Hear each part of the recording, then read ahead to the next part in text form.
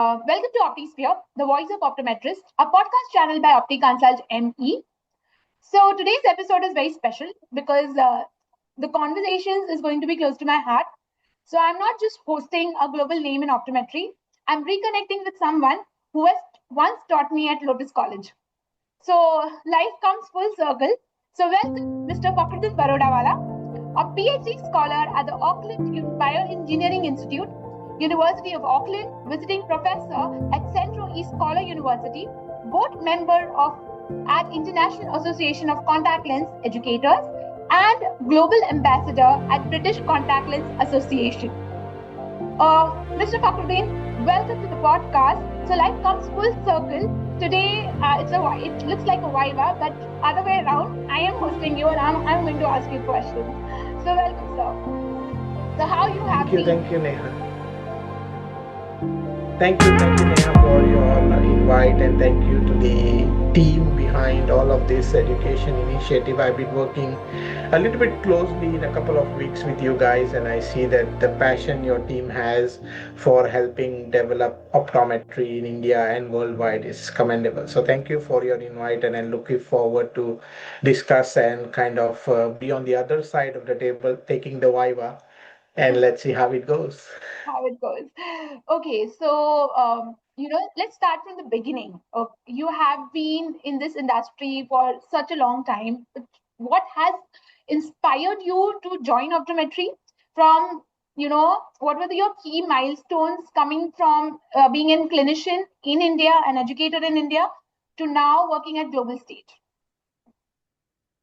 Yes, I think the initial thought was that I didn't have any knowledge about what optometry is in the first place. I was very inclined to do computer science and computer engineering during my 11th and 12th, or I would say from the school time, I was building my own computer, CPUs, and things like that. So my inclination was towards computer science, hardware, and potentially a little bit on developing the software as well. But life has its own rules and regulations. I landed up in optometry by an introduction, I would say, by one of my father's close friend's son, who happens to be a Lotus graduate, Tahir Chashmawala. He introduced optometry to me at that time, and his brother, who is my batchmate Hussein, we joined in together at Lotus College to study optometry, and that's when I was introduced to optometry, I think in 2007, where my journey began. And I did my bachelor's and then continued on to complete my master's at Lotus College as well, and then continued my journey as an academician in India, followed it through for over a decade. I was teaching the undergraduate students in Malaysia at SEG University. Got an opportunity to continue my passion for research. Was fortunate to receive scholarship from the Auckland Bioengineering Institute here in New Zealand. And here I am. It's been 7 months into my PhD now, and trying to look at things, developing some portable devices, and we'll talk more about that. Yeah. Oh, great. So you are more inclined towards research and teaching in your journey from India as an academician to Malaysia and now at the global stage. So, what are you most excited about in your current role, current practice at Auckland University? So I was always curious about research when it came to doing my master's.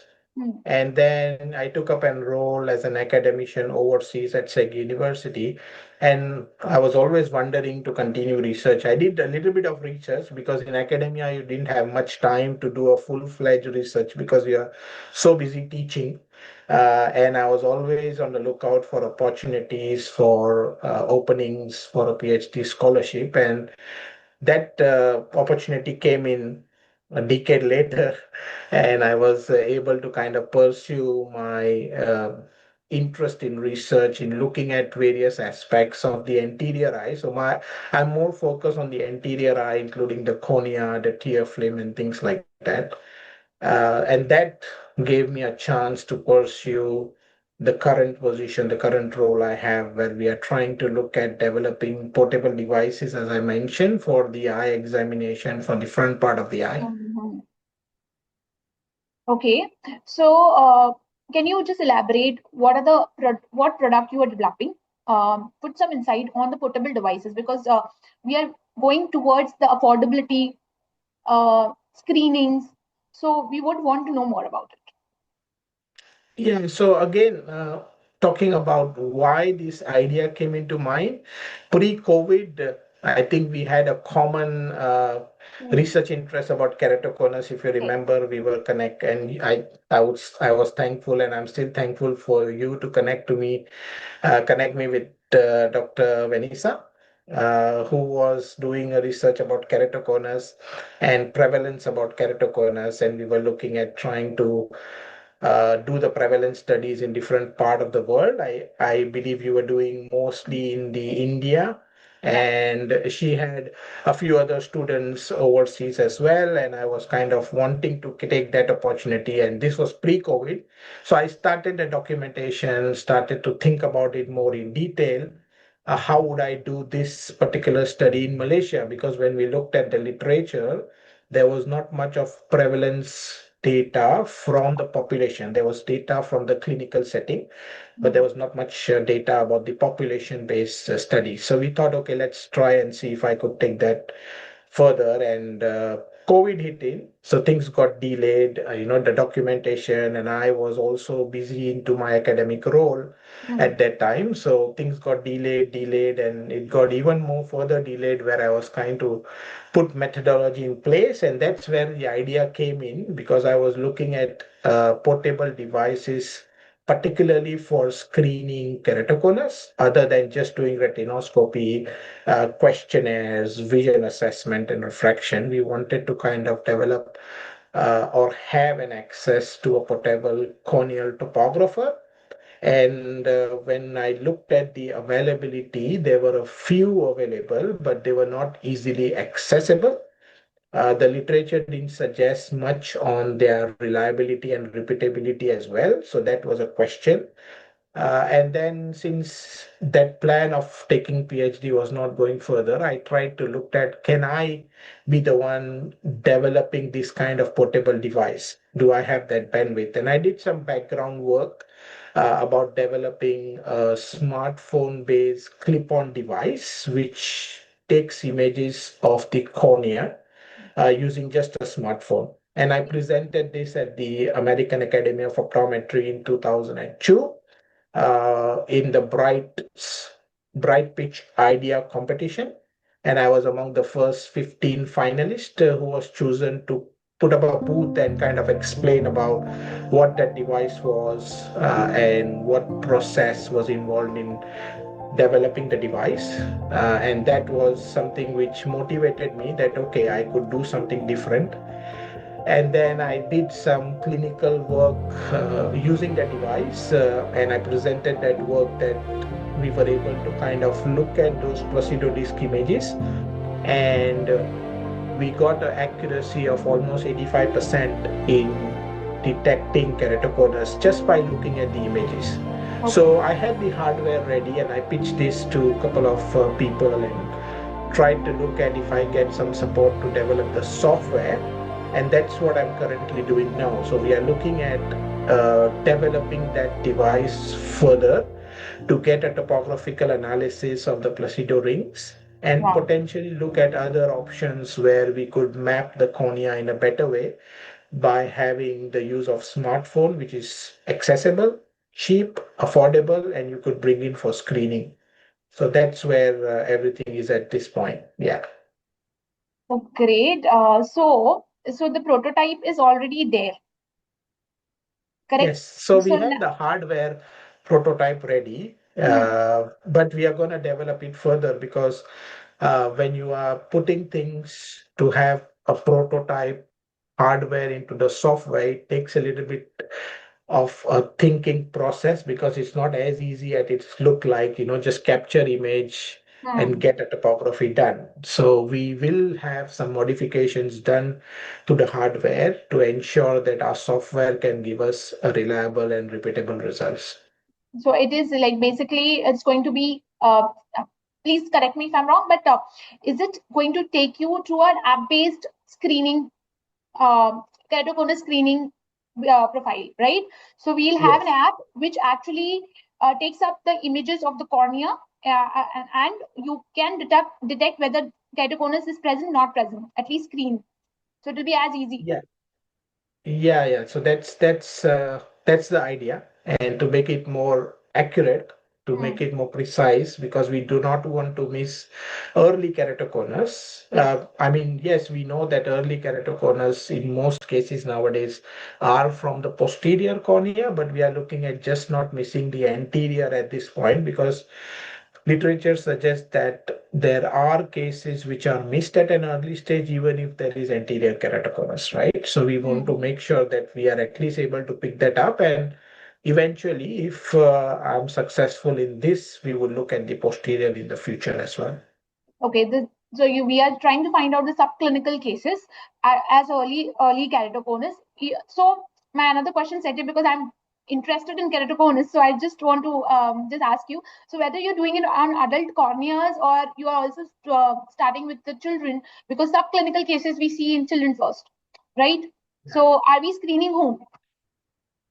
So the device is set to be a tool in your toolkit or in your toolbox for vision screenings in school, because we do not want these kids to be checked in later. We want to Mhm. catch them at the age where they are just starting to see changes. So probably school kids aged 10, 12 years, where you can have these topographies done with the school screenings or under community screening setups and get those data and detect at a very early stage. Great. So from here, the question comes in that what is the scope of innovation in eye care? Are we developing just developing more products, or is it making a difference? Because if somebody some student or an optometrist who wants to get into innovation eye care, how the journey is going to be for that person. So can you just take us elaborate on Yeah. that part? Correct. So I think the real advantage, what I would like to think I have is the clinical expertise what we have, looking at patients and seeing so many patients with whatever cases you name it, we have seen it during our clinical training and along the years in my academic journey during the teaching clinic when we were, teaching students, we have seen a lot of cases. That clinical expertise helps in to provide inputs to develop a particular solution in terms of the hardware and the software when it comes to getting the product out in the market. So you need that clinical expertise to put in to make sure that the product is feasible, the product gives reliable results, and the product gives the results what a clinician at the end would want to see. Okay. So there the question comes in when we're seeing cases and we have a problem in hand, and then we try to find out more solutions through product development and innovation. So how AI here Yeah. helps is there a role of AI? So yes, AI has been talked a lot. I think in the past 4 5 years, I think AI is a part of life, and I would like to put out there that we need to embrace AI. It's not going to replace us as clinicians, but it's going to make our life much easier if we use it wisely to be able to help people around us. So that's one. And AI, the use of AI in terms of helping us as clinicians is huge, I would say, because we can use the advantage of getting the latest updates, and you can also use the advantage of, for example, you want to review a paper, you probably don't have the time as a clinician to read that 20 or 30 page long report, but you could use certain AI tools which can help you to summarize that. And if you think that you have that answer which you need, you could then go and read that paper much more in detail. So there is a huge usage of AI in clinical scenario. Same goes under research scenario. AI can help you to do a lot of your literature review stuff to kind of tabulate things and make things easy for you to understand in the beginning. And once you get a hand of it, then you go and read much more in detail on the full paper. So just to get started, I think AI is good. But on the other hand, my advice is don't rely too much on AI as well. Do your facts check properly. And I think by experience, you would kind of know what AI is telling you is exactly what you want to hear, or does the AI tell you what you supposed to know? There is a difference because once you start using AI, it understands you and it will exactly tell you what you want to hear. Doesn't tell you the correct data, but it tells you what you as an individual want to hear from the AI. Okay. So you have to be Which careful. works like What? our brain then. Yes, so it kind of tell you, yes, you are great, you are thinking well, this is what you need to do. But we don't know exactly if that's the real scenario. So take it with a pinch of salt. I mean, you have to do your facts check. You have to have, that's why I said AI will not replace humans. You still need your brain to do that thinking to ensure everything is correct. Yeah. Get your research work also done. Be Yeah. be well read. Okay, so thank you for taking us through your research part, your academic part. But this journey wouldn't have been very, very easy in the beginning, right? So you started off as a clinician, academician, and then um, from India to you went to Malaysia, you taught there, and after that now global at the global stage. What are the challenges you faced? It looks smooth to us, but what were the initial hiccups, challenges, and how did you overcome them? There is a long list of challenges. I don't know how many hours we can talk Yeah. about it. Yeah. So even when I started optometry, my interest was actually in dispensing. So I had my own small optical business which I ran from home. And I don't know how many people know this, but I had my own personal edging machine at home. So I would buy lenses from the market and I would cut lenses at home for the customers. This was when I was in the third and the fourth year of optometry. So we learn edging in second year in dispensing optics, and then I got a hands on it, and then I went ahead and bought a small glazing machine.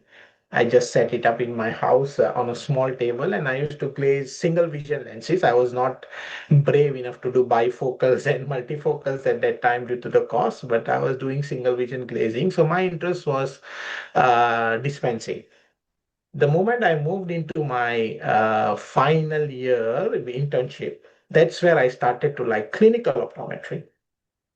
So I was more inclined towards clinical optometry, seeing patients, working and solving their vision problems and things like that. And I did a part-time job at Zen Eye Care. Dr. Mustafa Parekh kind of gave me the opportunity to work alongside with him in his private clinic after, the university, the college hours. So I was working part-time in the evening. So why I'm telling you this story is because it's challenging to decide what you want to become or what you aim to be in the future. And then clinical work was going well. And one day, Shweta ma'am and Jinal ma'am spoke to me. This was just in my final days of internship. They asked me about what am I going to do next. So I said, I'm going to continue clinical. And then they told me, do you have any interest of pursuing higher education? What about doing masters? And at that time, they had an opening of a junior faculty at Lotus. So they kind of told me that you could get a job at Lotus, but at the same time, why don't you pursue masters as well? So I was doing full-time masters, doing teaching in the morning, weekend lectures. That's how masters was at our time. Weekend lectures, but in the evening, I still continue doing my clinical work. So I was working two jobs, 8 to 5 at Lotus and 6 to 9 or 6 to 9:30 at Zen Eye Care, where I was seeing patients, assisting Dr. Parekh in surgeries, going on eye camps and all of that. So then slowly my interest started to develop in academics, and that took me 2 years to complete masters. Then I went ahead fully into academics and research. So thought process kept on changing, and I found comfort in all kind of sections, I would say, even though I didn't have a full-time job in all of them, but found comfort. And the only thing is just go ahead and try what you feel comfortable with. Eventually, after you try it for a few weeks, you will get to know whether you're suitable for that or you're not. So once I joined into academics, I still remember my first feedback, what I got from the students. I think your batch, I would have taught you first, Yeah, yeah. Yeah, I think was you not are too a bad. dispensing teacher. So I remember Yeah. whatever basic of dispensing we know is from Fakhruddin sir. Yeah, Yeah. So I was taught by Sandeep sir, who was our senior as well. yeah. So uh, then, when the first feedback came in, then Prema ma'am actually told me that your feedbacks look good, and she told me where I need to improve. And then I started to like academia. So then I continued my journey into academia, and then, yeah, moving abroad was another challenge. Uh, I stayed around 2.5, almost 3 years in India during my master's after my bachelor's. And then I found this opportunity I took a decision that I need to move abroad for some reasons, financial reasons, particularly because I was the only breadwinner at that time for the family. Hmm. So I thought, okay, let's try to look into opportunities abroad. And SEG University at that time again had a opening for a junior lecturer or junior faculty, and they needed somebody who had just recently finished masters a couple of years ago. They were not hiring a senior position, they were hiring an entry level position, and that suited well. So I took that leap, stayed on for 10 years, and did some research.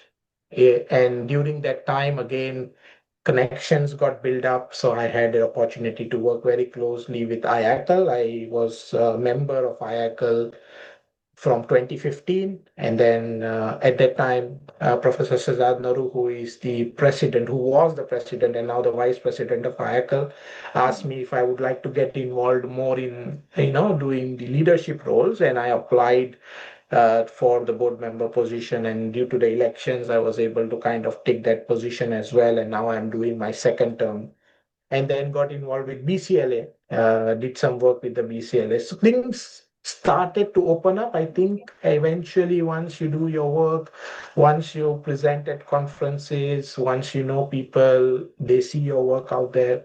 So there are challenges, but I think when challenges come in, they also come with solutions. Somehow you need to see those solutions. They are not directly up on your face, but they also come with some solutions together. So what we say is everything is planned, but it is planned in a good and a bad way together. You just need to figure out where are the good bits and then take it further from there. So So keep how your did eyes you? open. Yeah. Yeah. So I think it is very inspiring to see, what through your journey, and you've been consistent, right? Consistently on your goals, though navigating. But I want to know how did you, because it's different cultural backgrounds from India to Malaysia to now in New Zealand. So how do you blend into these cultural differences? Like, what is the difference of in optometry compared to India, to Malaysia, to New Zealand now? So, how do you navigate these differences in learning, teaching? Yeah, so I do get often, every 2 to 3 weeks, I'll get a LinkedIn message asking if I want to go Malaysia, what should I do? If I want to go to New Zealand, what should I do? Yes, Yeah. there are huge cultural differences. We talk about cultural differences first, and there are differences, but I think the optometry community is quite welcoming.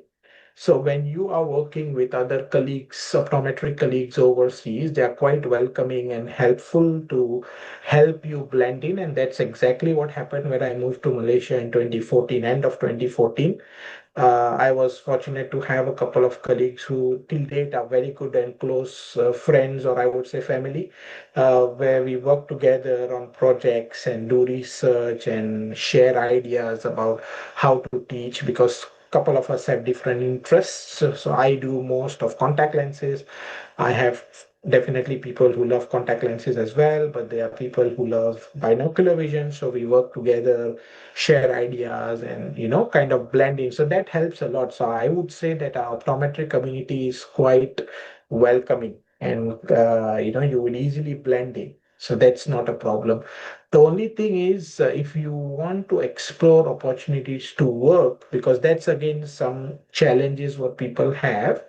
Uh, and that's exactly what I had as well, because when I moved to Malaysia, I was a lecturer. So I was working as a lecturer. I was not a clinical optometrist. So I was not seeing patients.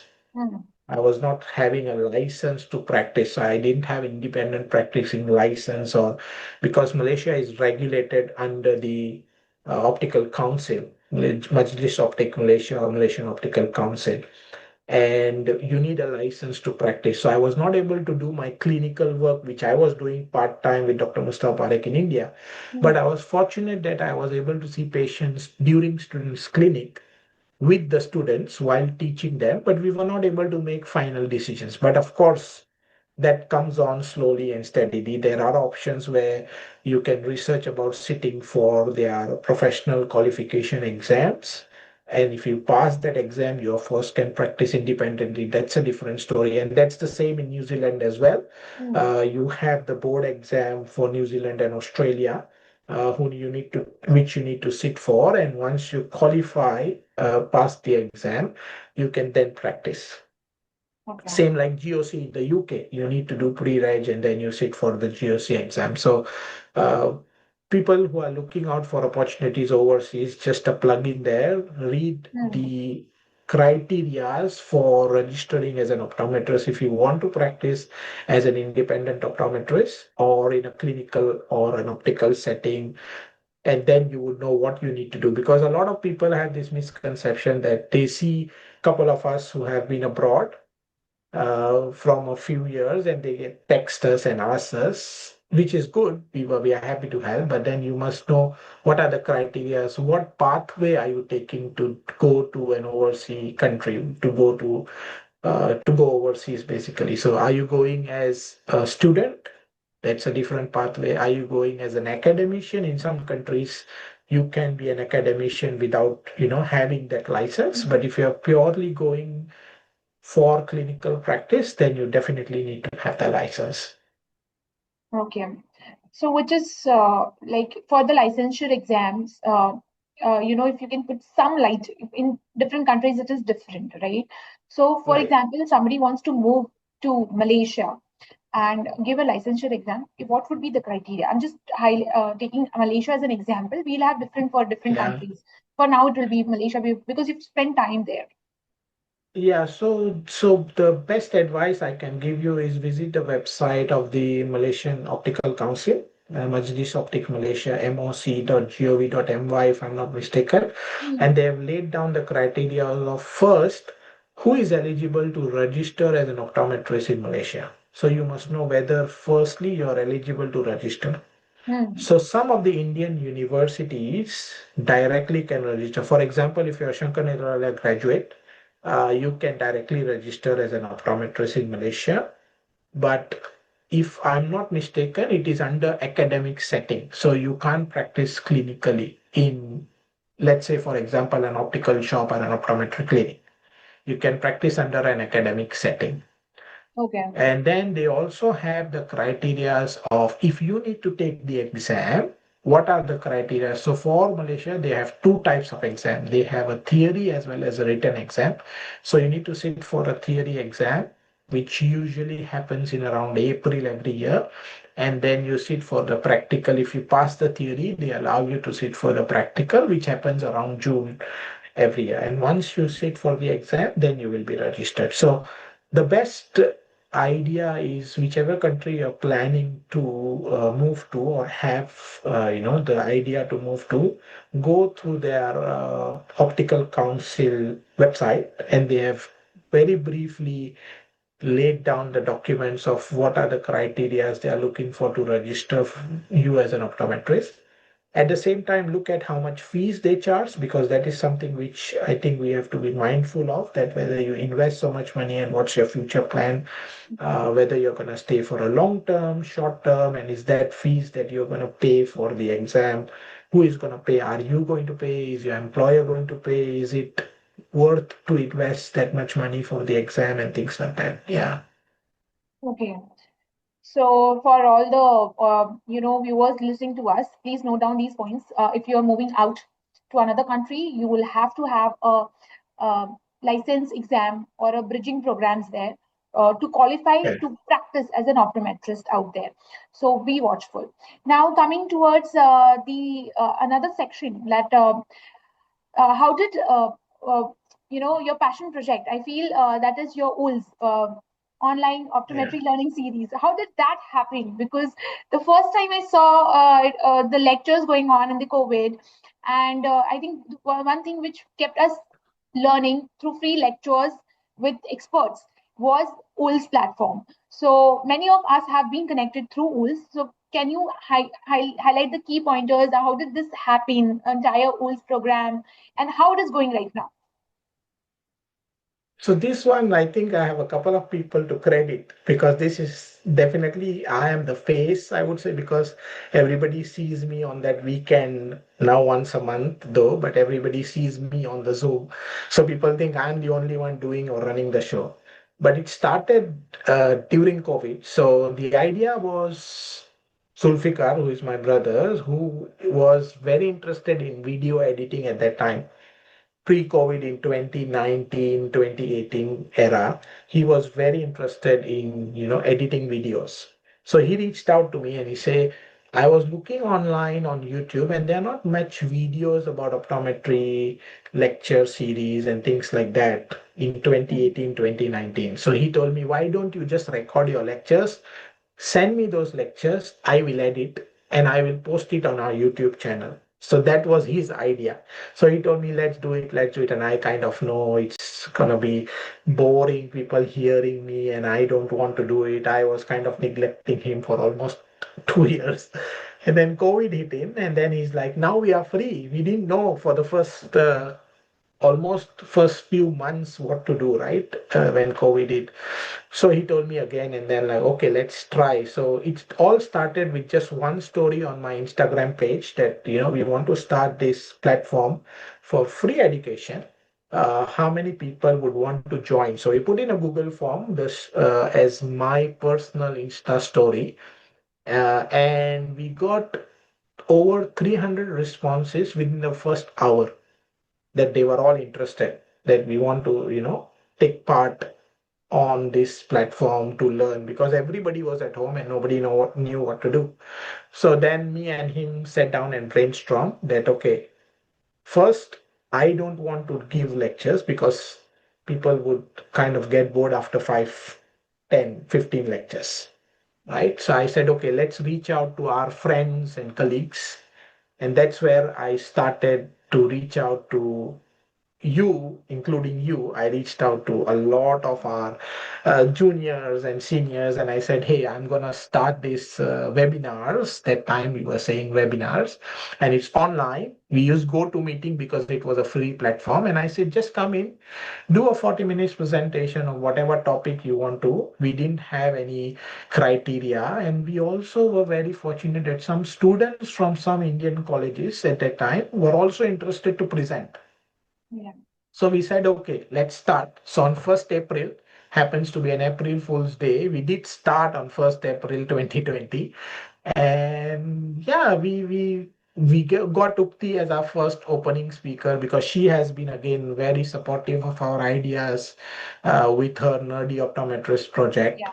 And we started with Upti, and then we did 20 sessions back to back for first 20 days, and every day we had a link, and we kind of made that ecosystem where we send out the links every day. We got the speaker for the next session. Then some of our colleagues and friends connected to their professors, because some of my juniors and seniors and some of my students in Malaysia went abroad to pursue their PhDs. So they went and asked their professors, can they take lectures on our platform? And that's how that community kind of grew. Build. So we had 20 sessions, and then we started to do every weekend, Saturday, Sunday.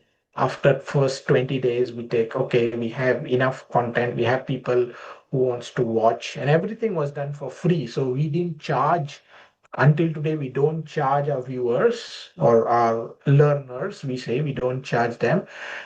And the eye care community, in terms of the speakers, we are not remunerating the time. So everybody is doing for the passion of optometry education and the love for the profession. So both sides has been kind of very supportive. And eventually now we have finished almost 261 sessions. I think it is 300 videos which I last saw. Yeah, so Yeah, some of the videos we kind of made it snippets as well. So in between, we realized that uh, as COVID was coming and going, we were also learning from what happened. So attention span was getting lesser and lesser. yeah, So we saw that our YouTube views were getting lower, lower, and lower, because we thought that people can't really wait for that 1 hour long lecture sometimes. So in the midst of that time, we started to make like 5 to 7 minutes small snippets of that big lecture. So people used to watch those that, small snippets, and then that would say, okay, yes, I'm interested in learning multifocal contact lenses. I'll go and watch the full lecture. So that's why you're seeing more than 300 videos, because some of them are snippets.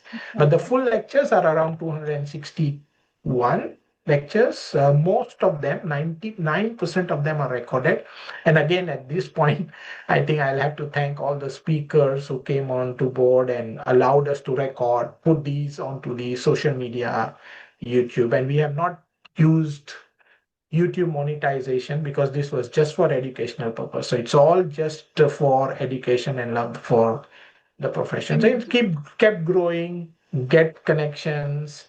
Some people came onto our platform a couple of times to present an update of what they had presented. So now it's been almost 6 years.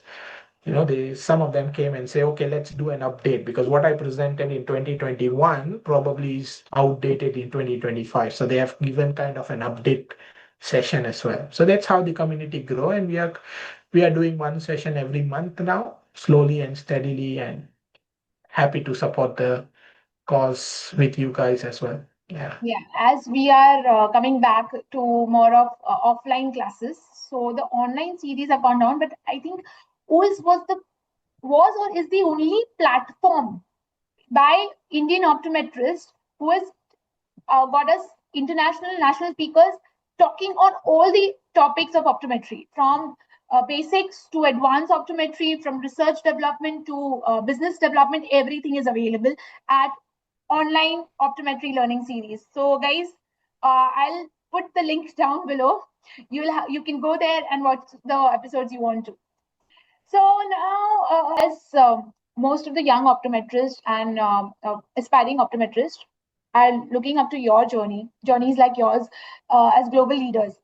So, what is the advice you want to give to the young optometrists who want to grow as global leaders and become aspiring academician and clinician? So, what was your advice to these young optometrists?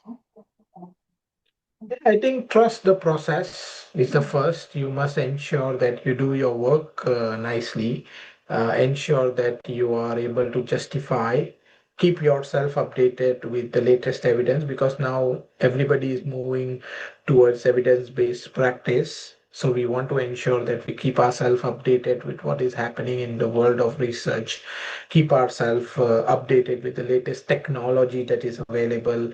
And I think if you know what is available, you will also know what are the gaps in the availability, and that's where you can chip in if you have some ideas. Explore. I think that's something which you need to keep in mind. Yeah. Keep exploring, keep consistency in your work, and you will achieve great heights. From Fakhruddin Barodawala. So now coming towards the end of our podcast and my favorite section, that is rapid fire. So I'm going to shoot out some questions to you and you'll have to answer. Okay. So I did this. let's So I do podcasts for the BCLA. I run the podcast with Kyrene, who is also a co-host. We run it together, and it's always we doing this rapid fire thing, and it's always so intimidating for the guests, and they always say at the end, "Oh, you put us on the spot."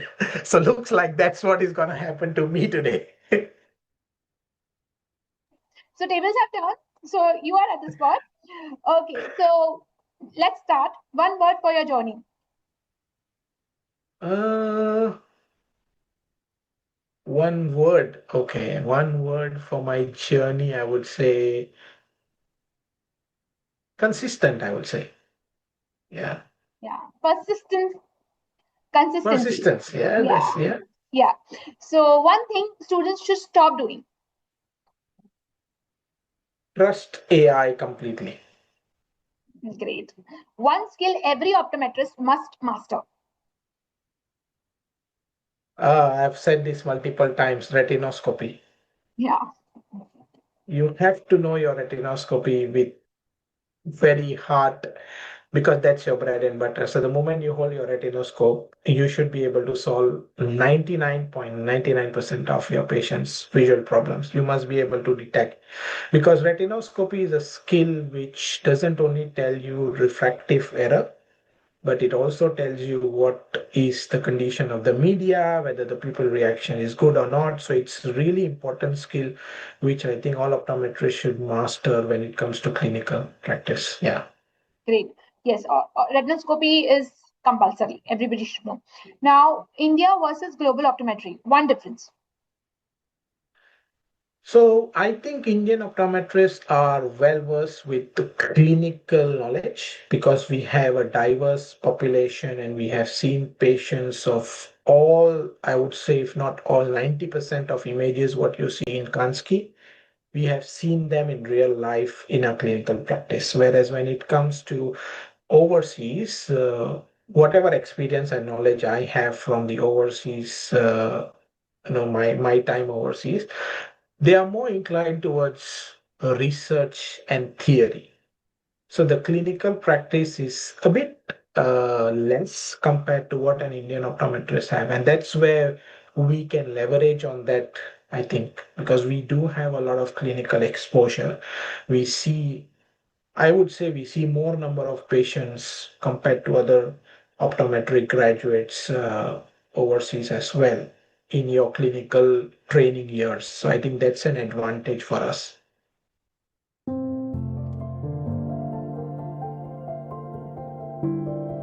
That's interesting to know that we have more clinical exposure. Now, coming to the next question, teaching versus research. What excites you most?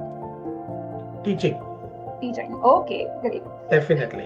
One thing, Yeah, one, I am still involved in teaching here. So even though I have taken my full-time research position, I was fortunate to be appointed as a teaching assistant by the School of Optometry in the University of Auckland. So I do spend 6 hours to 8 hours per week doing some labs. And just this morning I had a lab on retinoscopy. That's why the answer was so prompt that I was telling all the students that this is the skill that will make you different from the next door clinician or eye care practitioner. Yeah. So I yes, still continue teaching. yes. So teaching will always be close to your heart. Okay. So now, one thing we do not know about Mr. Fakhruddin Barodawala. Life is an open book. Uh, I would say that I started to play tennis and learn tennis for the last 1.5 years. Not good at it. probably worse than many of you listening, maybe, but I've just started and I love playing tennis.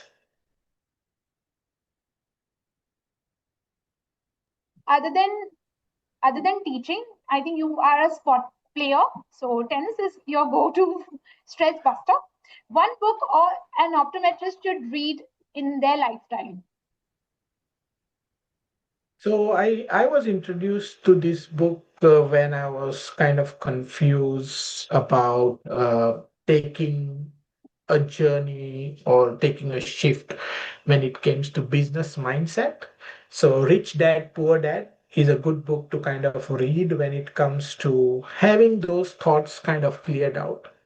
And I I was introduced by one of my friends, and he said, just read this book and it will give you some insight. So, yeah, that is something which I can recommend.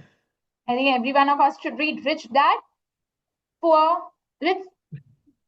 What is it?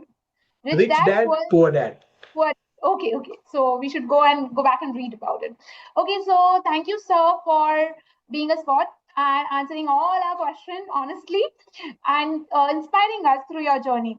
So it has been an incredible conversation. It's coming like a full circle to me. I just loved being there on this side hosting you as a professor. You were somebody I really look up to. So thank you for being up on our podcast. Any final words for our viewers, please? Oh, thank you so much for the invite. I hope I did justice to whatever you spoke in the beginning about my introduction. I hope that I did justice to that by giving all the answers. But happy to, connect to anybody who has any questions. You can just pop in an email or a message, and happy to kind of clear if there is any doubts or if you have any questions regarding anything. Happy to support the optometry world as always. Yes, for sure. I'm going to put your email ID on the description box for our viewers. If you want to connect to Mr. Fakhruddin Barodawala, you can always connect through your messages and emails to him. So thank you, sir, for being on our podcast. And we're just going to come back full circle again with you discussing more about research and how to get into a PhD platform, how to go about the PhD research work. So thank you for being there and thank you to the audience for connecting. And please subscribe to our channel to know more and listen to our inspiring conversation with our inspiring leaders in the field of optometry. Thank you so much. Thank you, sir. Most welcome.